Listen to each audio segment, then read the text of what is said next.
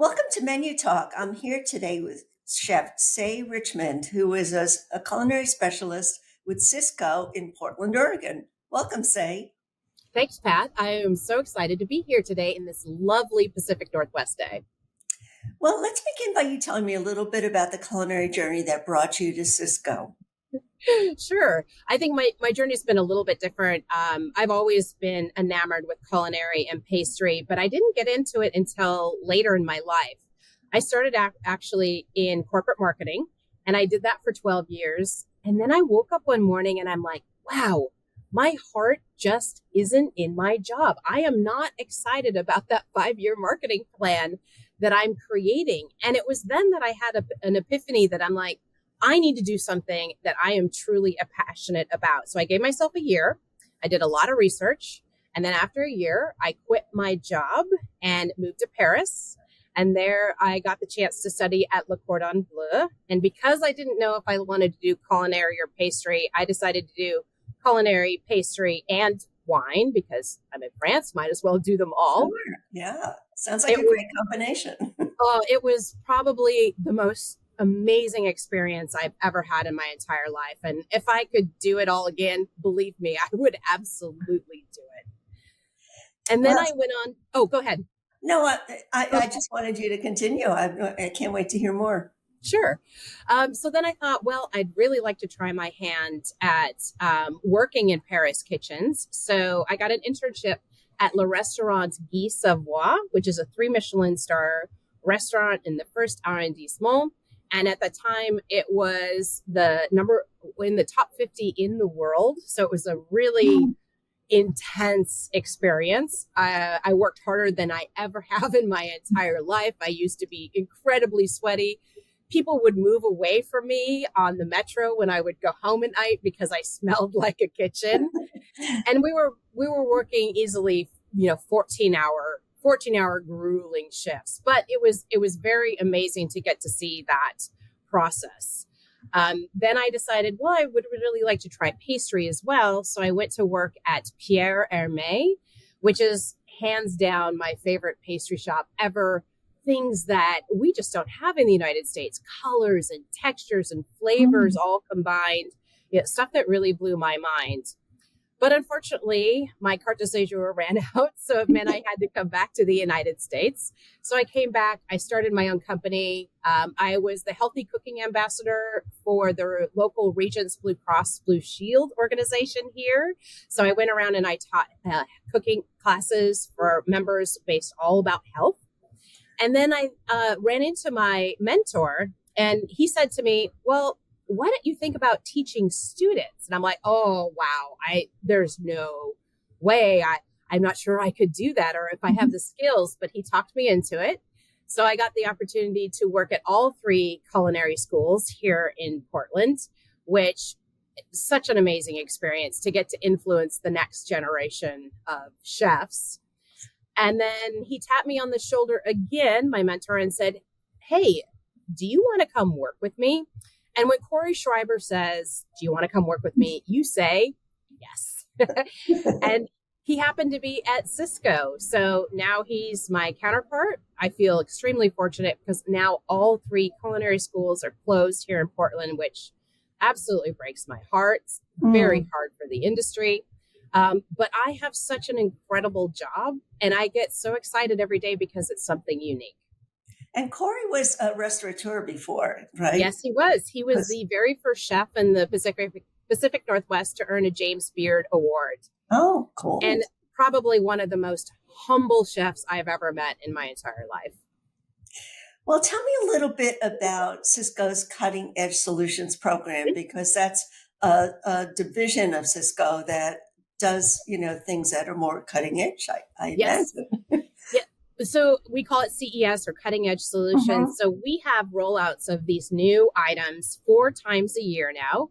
And we've just launched our new launch. So incredibly excited because there's some incredible items. They're all exclusive to Sysco for a year. And one of the exciting things is we have pillars that those items need to fall under. So whether it's good for you or it focuses on labor savings or it helps drive the bottom line or it's incredibly versatile. All those products need to fit into those categories. And there are three that I'm really excited about because we love seafood here in Portland. Of course. So the first one is a bronzini fillet. So it's about a 5 to 7 ounce fillet. Stunning, stunning fish. And usually bronzinis is sold whole. Well, these are filleted, pin bone out, skin on.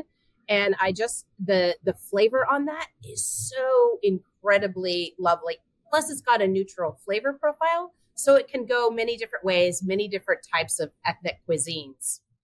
Well, that'll be a real plus for restaurateurs Yes. because when I go, I love Branzino too, and I often order it, but it comes out whole, and sometimes you have to pick out the bones yourself as a Yeah, as a and guest. not every customer really wants to see Right. a whole fish on the plate and wants to take the time or knows how to debone it properly. So this is Right. just a really great, incredibly versatile item that can be used in many different ways across the menu. And so, what are some of the others that are coming out this month? Well, along that same seafood line, we have a really beautiful, I love rockfish. So rockfish is one of those things when halibut and cod are really expensive. Rockfish is very approachable. So this rockfish is very lightly breaded. So it's not like that traditional fish and chips breading that's really heavy and it's Hmm. more breading than fish. This is really lightly breaded. It cooks in about 2.5 minutes. So ticket time is really fast. And again, it has that really great versatility. So it could go across the board in terms of, whether it's a sandwich or a wrap or a fish taco and that neutral flavor profile. So the chef can choose, okay, this is my style. These are the flavors I'm Hmm. going to put on that fish. Are these two products from smaller producers? Because I thought that the Cutting Edge Solutions program works We with smaller suppliers. We do focus. So some of the items that we're going to be selling, there's a brand new peach chili jam that's from Hmm. a company called Terrapin Ridge, one of my favorite companies. They make amazing stuff. And so, yes, some of the items that are coming to us through the CES are from smaller producers. Hmm. The thing that I love about the rockfish is not only is it sustainable, but it is wild caught out of Hmm. Alaska. So that's, obviously near and dear to our hearts in the Pacific Northwest. Yeah, for sure. Yes. And are there certain flavor trends or food trends that you noticed in this current crop of cutting edge solution products? Well, the interesting thing is, yes, there are definitely flavor profiles that I'm seeing customers lean towards. It used to just be like Mexican food or Asian food, but now the focus is to really showcase regional items. Hmm. So Filipino food is really hot right now, Caribbean, Moroccan.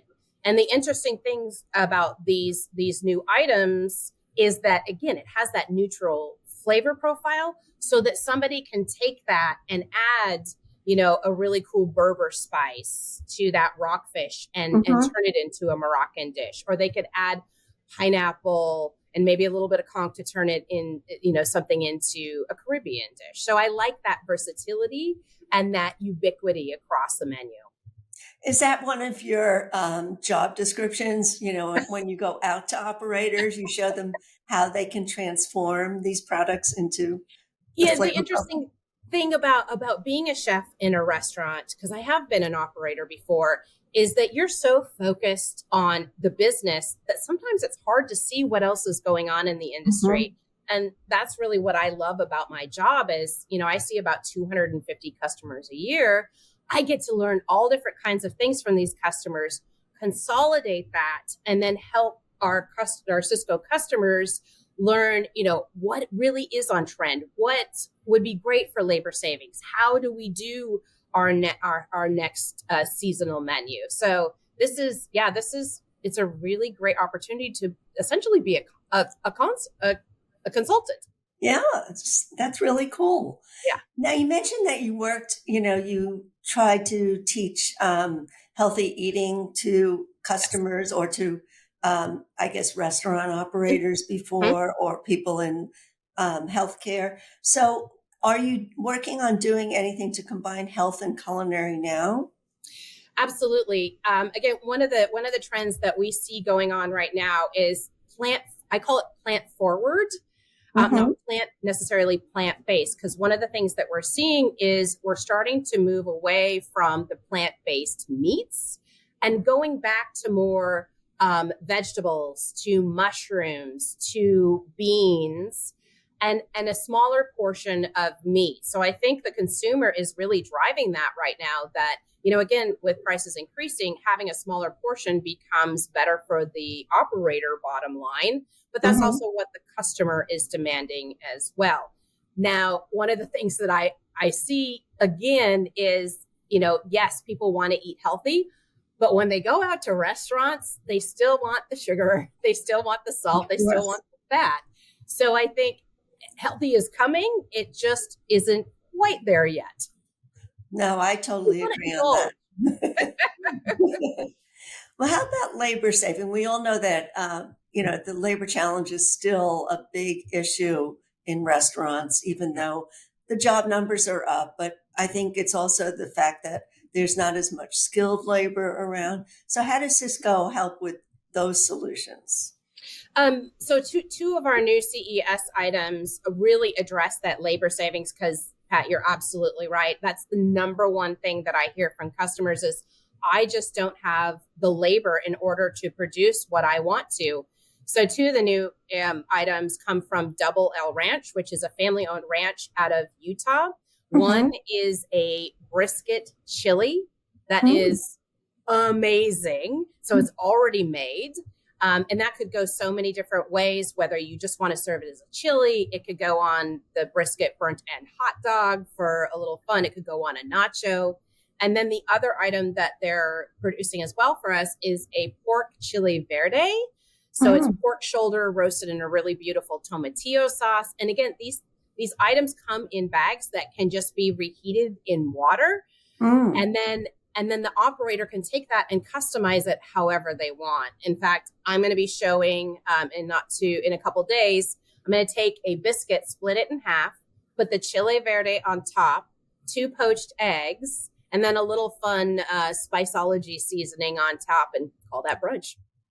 Yeah, tell me about Spiceology, because that was a cutting edge solution product that you now. It was. Yeah. And as soon as I saw the Spiceology name, I started doing my happy dance here in the Portland kitchen, because I am such a big fan of Spiceology.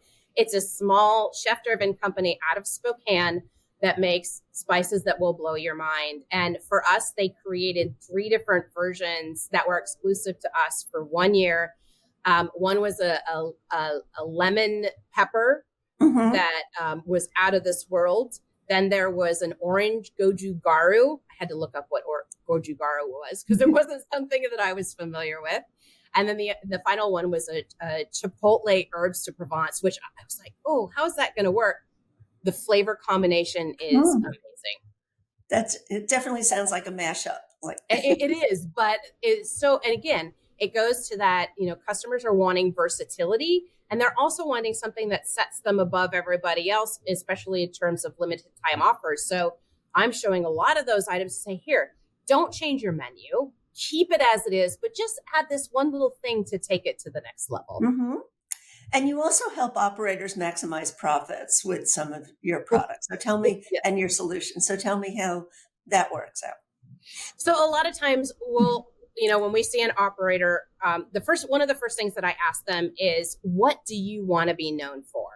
And a lot of operators still want to make stuff from scratch. But again, we run into that labor and the time saving issue. Mm-hmm. So one of the things that we will suggest, focus on what you want to do, and then let us help fill in that products on the back.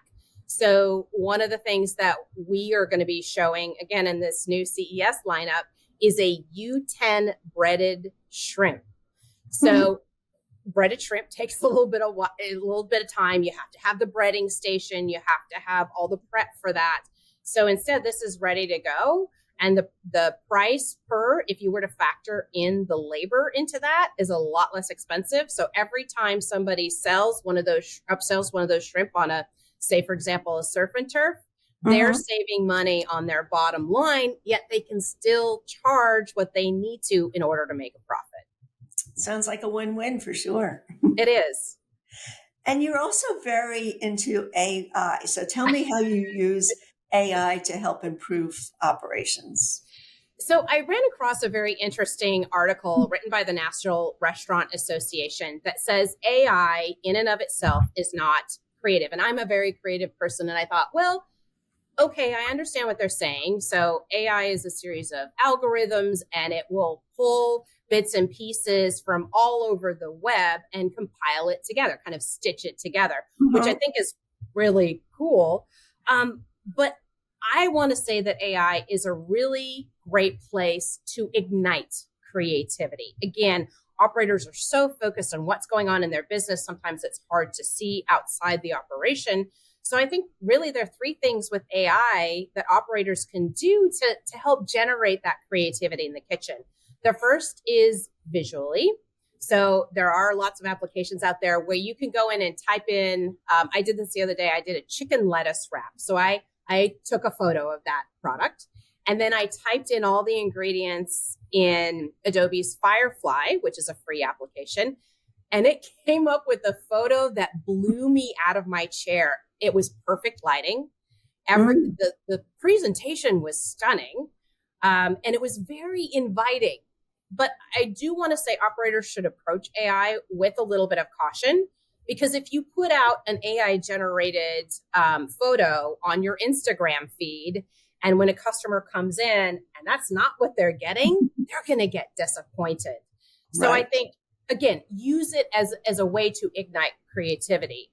The other two ways that I see using it is in menu generation. So, Pat, next time you have a dinner party, I encourage you to go out to Google's Gemini and type in, I want a 4-course Italian tasting menu.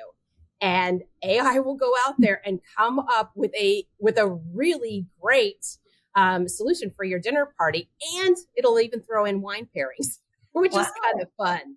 And And then the recipes too? Will they? and then the third way is recipes. Now, I will be, you want to be careful about this because Mhm. again, AI will stitch things together from different places, but it's also a way to go, oh wow, I didn't think about adding that particular spice to that dish. But again, that's going to be something that sets me apart. So I think AI is incredibly valuable, but I also think we need to approach it with just a little bit of caution. Well, I'm going to definitely try that. I It think sounds you like a should. lot of fun. Let me know how it goes. Okay. So you talked a little bit about some of the favorite items you worked on during the past year, but or even more recently. But what are maybe some of the menu items that you helped operators put into place for fall? So I definitely see, again, based on that plant forward idea, I definitely see a lot of operators, again, trying to choose more vegetable forward or bean or mushroom Mhm. forward items. So one of the really amazing things that we have is from a company called Bare Beans. It's a woman owned company out of Idaho. Mm. And it took me a while to wrap my head around it. But instead of getting, those big number 10 cans that you have in the kitchen, you got to open them, you got to drain them, they're really heavy. What Bare Beans decided to do is they're kettle cooking all their beans, no seasoning, no GMO, no chemicals. And then they're taking and they're vacuum sealing it in a bag. So there's no extra draining liquid.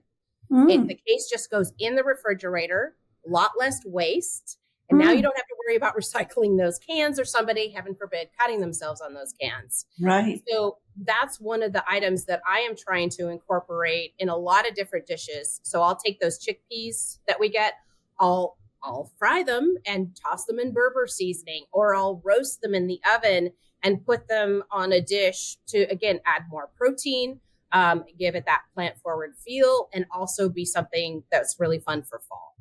Yeah, that sounds amazing. Wow. It's quite delicious. I'll make you some next time you come to Portland. So as we move into 2025, what is next? I mean, I know you can't reveal too many secrets, but what are you looking forward to working on? What kinds of flavors or ingredients or menu items? I think staying with, during COVID, we couldn't travel. So there was a big focus on ethnic foods. I think continuing to see where our taste buds fall as diners and what operators are going to be serving where that's going to go in terms of flavor profiles. So I listened to a webinar series from Data Essentials, which is an amazing webinar for anybody in the culinary industry. I highly recommend it. They talk a lot about trends. Now, they haven't revealed where 2025 is going to head, but they did say that the ingredient that's going to be huge for 2025, cured egg yolk. Interesting. I have yet to play around with that, but that'll be on my list of things to do this fall.